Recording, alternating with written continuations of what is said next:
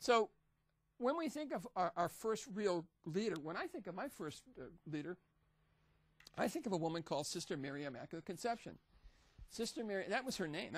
She actually got to choose her name, and if you ever saw her, it kind of fit her. She was this perfectly statuesque older woman with a big red face, but very slim and very demanding.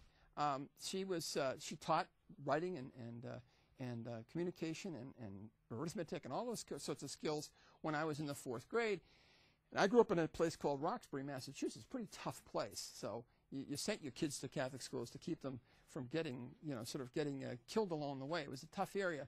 And one of the things that she did was she always had us write what we did on a summer vacation. Well, if I wrote what I did on my summer vacation, quite frankly, I'd get indicted. So I didn't do that. I always sort of wrote whatever I thought she wanted to see and hear. And I always wrote when she would give us the assignment, she would walk around the classroom and actually inspect who was writing what. And so she was always looking for spelling errors. And I've always been a little dyslexic, so I flipped letters around. And in fact, I still can't spell the same word the same way twice. I mean, in fact, I have no respect for people who can do that because it shows a lack of imagination. At least that's my cover story.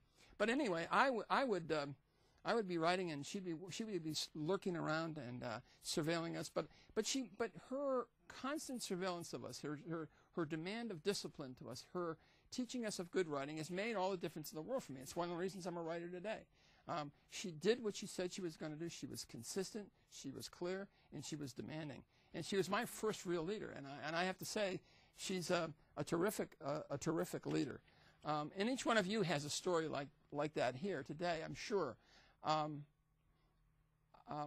I wanted to talk to you about, I don't think Sister Mary Immaculate Conception was always a leader. I think she sort of fell into it. I think, like most of us, she became something along the way. Things happened to her that made her kind of an accidental leader. She wasn't born as a nun. She became a leader.